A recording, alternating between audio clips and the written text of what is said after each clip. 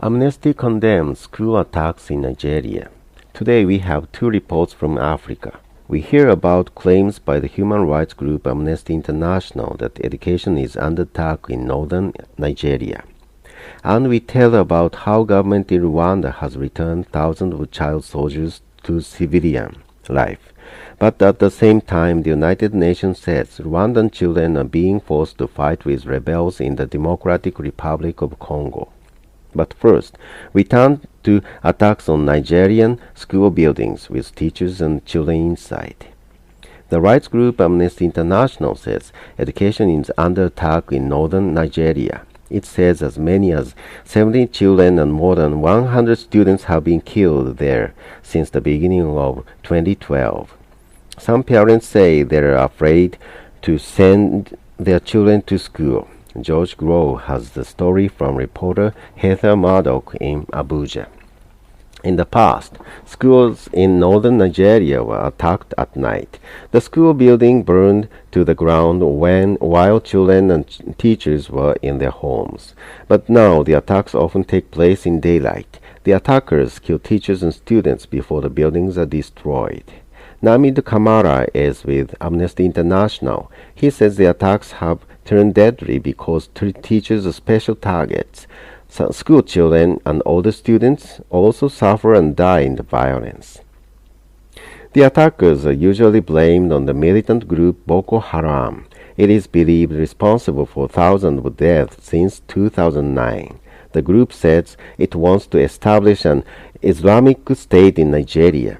It calls itself the People Committed to Propagation of the Prophet's Teaching and Jihad, but it is better known by the name Boko Haram, meaning Western education is a sin. In May, the Nigerian government declared emergency rule in March of northeastern Nigeria. It deployed thousands of troops to fight Boko Haram. The military usually reports success in battle, but attacks on schools continue. Gunmen recently killed more than 40 people in student housing in the Nigerian state of Yobe. The attack took place not far from a secondary school where almost 30 students were killed in July. Amnesty International's Nakmit Kamara says the government is not doing enough to stop it. The Nigerian government has a duty and responsible to prevent these attacks by taking lawful and effective measures, and we think those who are responsible should be held to account.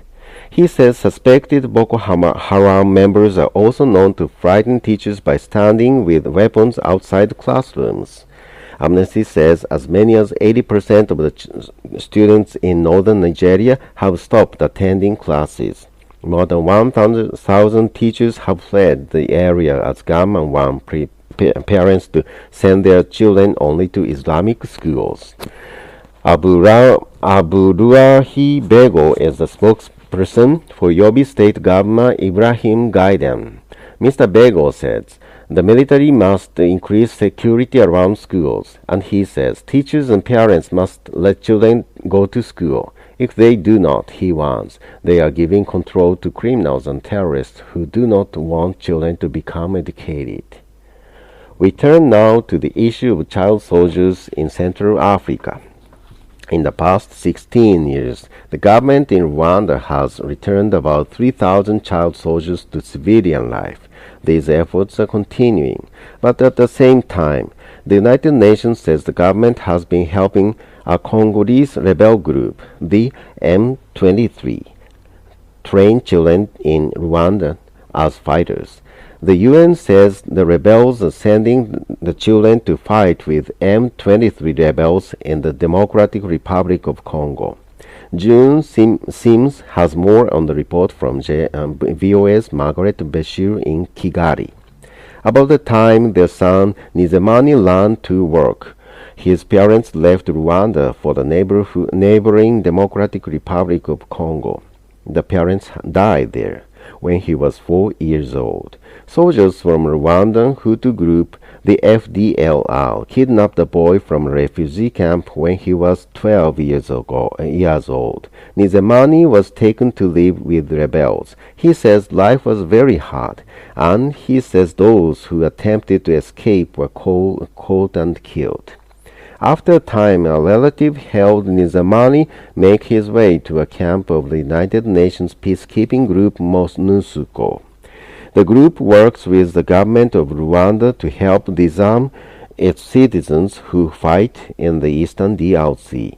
Former FDLR fighters are first sent to Mutubo demobilization camp, where they stay for 3 months. The camp is where Nizamani has started his return to civilian society. Former child soldiers are sent to a rehabilitation center where they meet with mental health experts and receive medical testing. The former soldiers begin studying again, and efforts are made to find their relatives. But sadly, that is not all of what is happening. The Burenberg Wars heads MONUSCO's child protection section in Kinshasa. While Rhodes is working to help its own children come home, she says the country is also systematically recruiting children to work for the M23. MONUSCO cannot work outside of Congo, but Ms. Burenberg says the group has evidence from witnesses that Rwanda is actively pressing children into service. We know from children, and this is corroborated by other children and by adults, that children are being recruited. For example, we had an example for football coach, a police officer at the beginning of, they told us they had this system in place, $5 for every child that was recruited. She says 122 children were questioned. Of those, 37 were Rwandan. Some were recruited in their country, others were recruited in Congo. Some thought they were being asked to join the Rwandan army. Others did not even know they were in the DRC. Ms.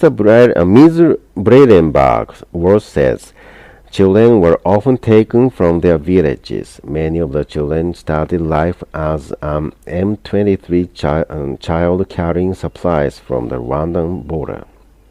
Rwandan Foreign Minister Louise Mushikiwabo, however, strongly denies that the country recruits children. She adds that once the crisis in the eastern Congo is settled and armed groups are removed, recruitment of child soldiers will end. The United States has pressured Rwanda about pressing children into service. It recently blocked military aid to the Rwandan government over its recruitment of child soldiers.